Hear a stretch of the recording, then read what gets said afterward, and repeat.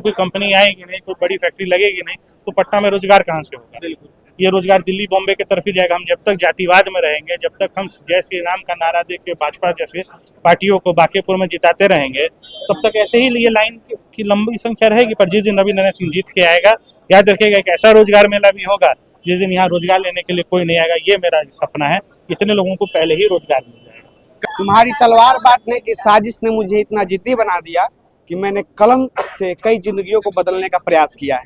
जी हाँ, ऐसा ही कुछ हमारे देखा जा रहा है पटना बांकीपुर विधानसभा क्षेत्र में। अभी हमारे साथ मौजूद हैं रविनारायण सिंह हैं। पिछली बार 1500 युवाओं को रोजगार दिए थे, इस बार 1011 युवाओं को रोजगार देना कहीं ना कहीं युवाओं की भीड़ है।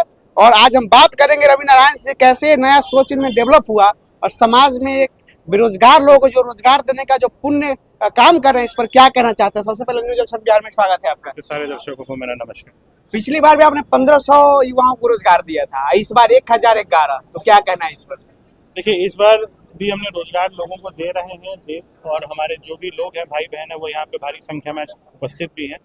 और आज हम लोग यहाँ से 1000 लोगों को रोजगार दे के भेजेंगे। जैसा कि मैंने अपने सारे इंटरव्यू में भी कहा था, पटना में रोजगार की संख्या कम है, लेकिन बाकी जगहों का बहुत अच्छा रोजगार है।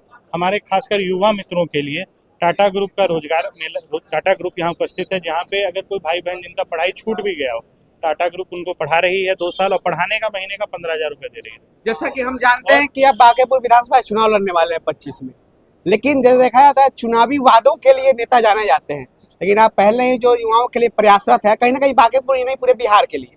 चुनाव में मेरे भी 2 साल का वक्त है। चुनाव का अगर देखिए, चुनाव सिर्फ जीतना या चुनाव होता ना तो 6 महीने पहले एक्टिव होता, 2.5 साल पहले, 3 साल पहले नहीं। लमसम साल भर से एक्टिव हूँ। ये दूसरा रोजगार मेला हम लोगों ने लगा दिया है, ठीक है। और इस रोजगार मेले में भी हम लोग लगातार यही प्रयास कर रहे हैं कि सारे भाई बहन आज यहाँ से जॉब लेके जाएं। कितने भाई बहन आके बोल रहे हैं कि भैया धन्यवाद, जॉब मिल गया। और कुछ लोग हैं जो निराश हैं, जो पटना में चाहते हैं। पटना में देखिए रोजगार की संख्या कम है, बिल्कुल, ठीक है। और आप जैसे लोगों को आज तक जिताते आ रहे हैं, उनके माध्यम से यहाँ कोई कंपनी आती भी नहीं है। क्यों नहीं आती है? कोई बढ़िया कंपनी आती है, आप उससे 2 करोड़ का रंगदारी मांग देते हैं। बढ़िया कंपनी आती है, उससे 200% सब्सिडी मांग ले, 200% उससे टैक्स मांग लेते हैं।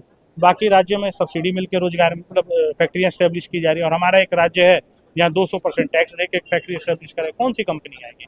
जब कोई कंपनी आएगी नहीं, कोई बड़ी फैक्ट्री लगेगी नहीं, तो पटना में रोजगार कहाँ से होगा। बिल्कुल, ये रोजगार दिल्ली बॉम्बे की तरफ ही जाएगा। हम जब तक जातिवाद में रहेंगे, जब तक हम जय श्री राम का नारा दे के भाजपा जैसे पार्टियों को बांकीपुर में जिताते रहेंगे, तब तक ऐसे ही ये लाइन की लंबी संख्या रहेगी। पर जिस दिन रविनारायण सिंह जीत के आएगा, याद रखिएगा एक ऐसा रोजगार मेला भी होगा जिस दिन यहाँ रोजगार लेने के लिए कोई नहीं आएगा। ये मेरा सपना है, इतने लोगों को पहले ही रोजगार मिल जाएगा। कहीं ना कहीं आपने जो बीजेपी की बात की, कई लोग तलवार बांटने का काम करते हैं और कलम बांटने का काम ही बेहतर होता है। जैसे बिहार सरकार ने भी रोजगार दिया, सरकारी नौकरी, और लगातार आप बेरोजगारों को रोजगार देने का प्रयास कर रहे हैं। कहीं ना कहीं बड़ी बड़ी कंपनियों को बुला रहे हैं, टाटा मोटर्स, जियो फाइबर, अमेजोन या अन्य जो भी, डेलाइट वगैरह भी आने वाली है कुछ दिनों बाद।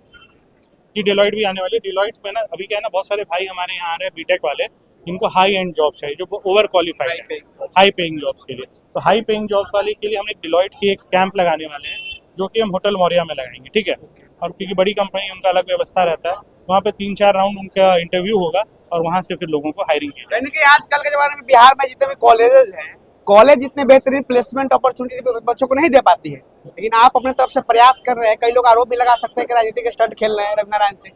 तो राजनीतिक स्टंट अगर खेलना होता तो चुनाव के समय खेलता ना। अभी मेरे चुनाव को उससे क्या लेना देना? मेरा चुनाव 2 साल बाद है कि नहीं?